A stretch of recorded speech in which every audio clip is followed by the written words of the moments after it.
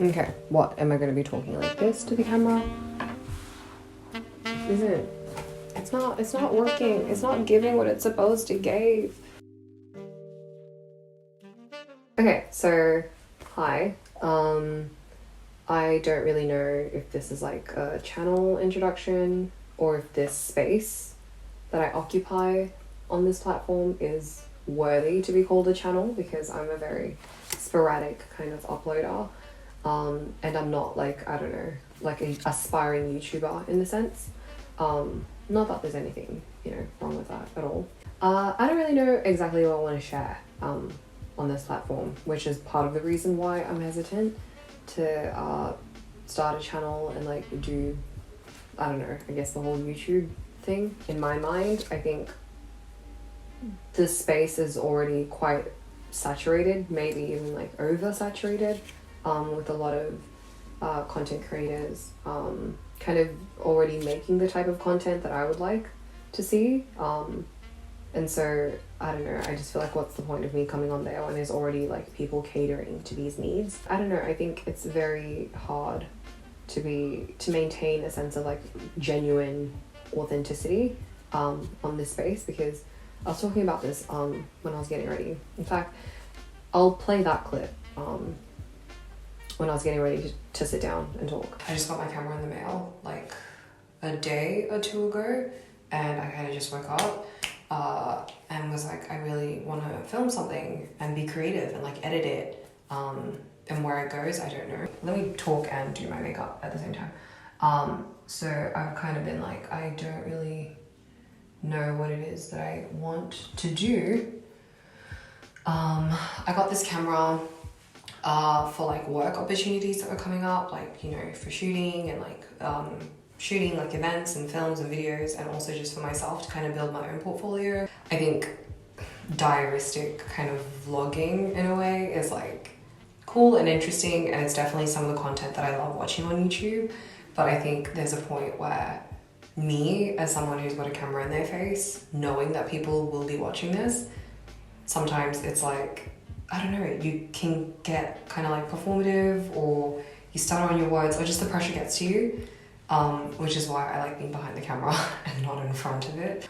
Even now, like I'm filming a video, like I'm in my house, and I'm filming a video, and I feel the need to put on makeup.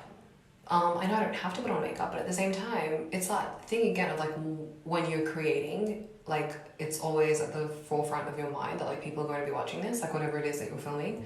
And so I'm like, of course I like want to, put on an eyebrow and like do my baby hair. But I think also kind of a lot of the new content that's coming out now, like people wanting to like create, I think it's really, really easy, because obviously if you're going to make a YouTube channel, it means you've been watching YouTube. So it can be really easy to kind of like almost subconsciously, without thinking about it, it's almost just like muscle memory, to sort of like inflate your voice in a certain way, or start doing certain mannerisms that you've watched on YouTube. And I don't know, that's kind of what I mean by like the consumer and the maker and just the relationship. It's very weird, and I don't know, I think it's very hard to kind of be authentic in this space when you've been watching other YouTube creators, and sometimes it's like subconsciously you just start to imitate them and you don't even know that you're doing it. So yeah, I guess what I was just trying to say is like, I don't know, you subconsciously find yourself kind of wanting to imitate YouTubers that are out there already, and I feel like YouTube's already like a platform that's so well established and like that's been discovered to be incredibly lucrative.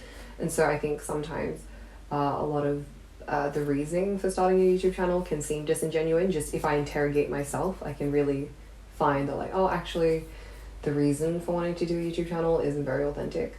That's also another thing, is that like, I don't know what kind of content I really want to be creating. I think already what's on my channel now is kind of more the same vein that I'll keep going in.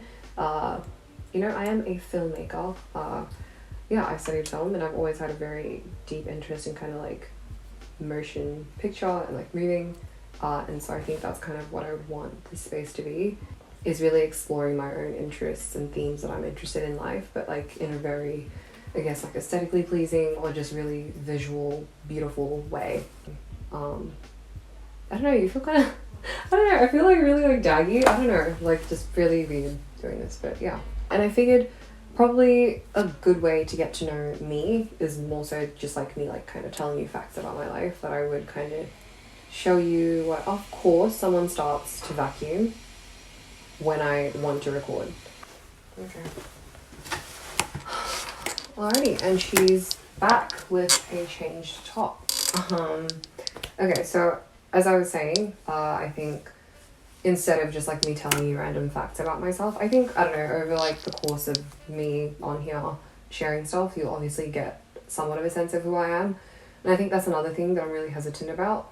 I have so many points in my head about kind of like the online space and just like, I don't know, like online personas, and how sometimes we as the audience kind of have this like false sense of like knowing someone online when they really are only sharing like a fraction of their life.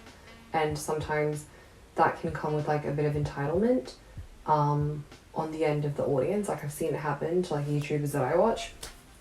And so I think, I don't know, it's like a very weird space, but I think I'm very, very, very far from that, I'd say. So yeah, I think I'm just going to share a few things that I like, and hopefully that way we'll get to know me a little bit.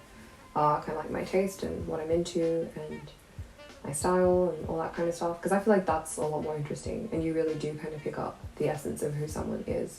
This bag, it's a bag that I made that I'm very proud of. I made it in 2019 also, from just like some spare fabric that I had.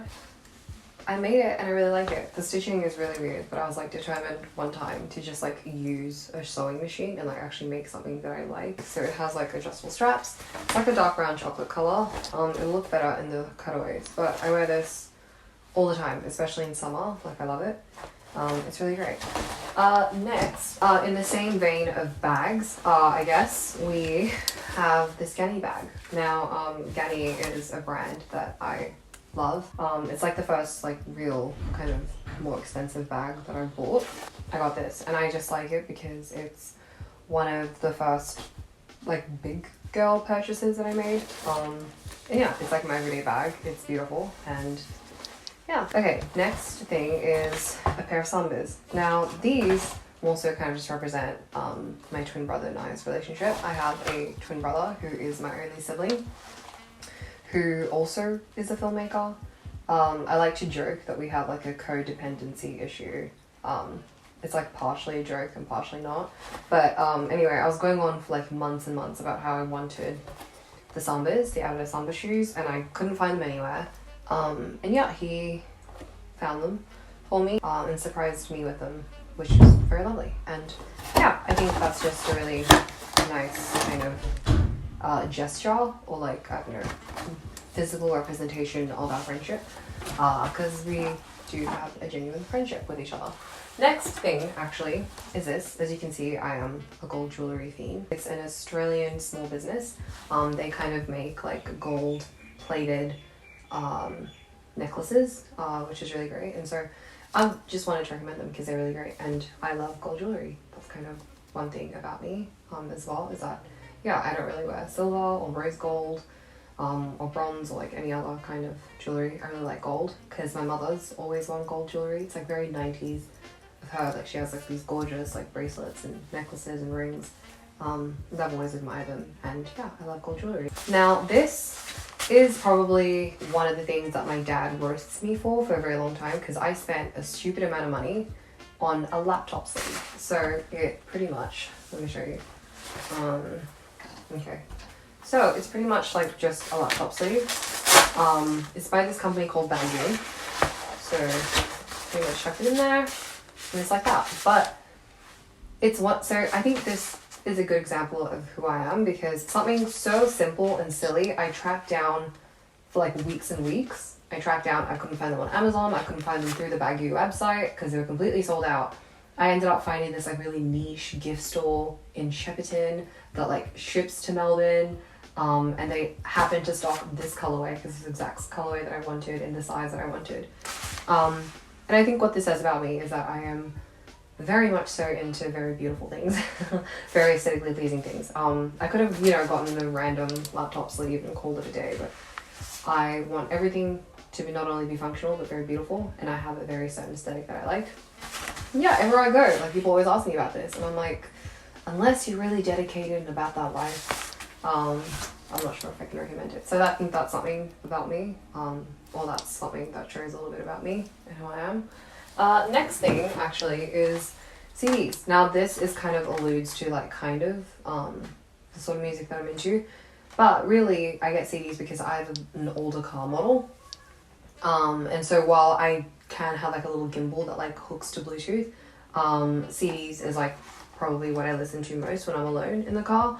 And I get them from Savers, like just op shops in general. There's heaps of them. There's a bit of Louis Armstrong, a bit of Nina Simone, and then the very best of James Brown compilation. And I think it's just really rare, because like of streaming, it's really rare that we listen to like a full body of work from an artist from start to finish, like an album, but like no skipping, nothing like that, and just really focusing on kind of the rhythm of it and the pace of it, and just listen to it how the artist intended for their body of work to be listened to.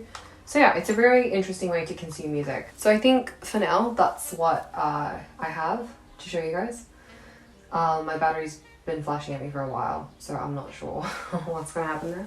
But anyway, I hope that wasn't too like materialistic or like showy or anything like that at all. I mean, I think I'll do like movies, podcasts, TV shows, books, that kind of thing, maybe a little bit later on. But yeah, I think those kind of things kind of tell you a little bit about myself and who I am, and yeah, hope you guys enjoyed. And I don't know, I guess I'll see you my next upload, I guess, or you'll see me my next upload. See ya.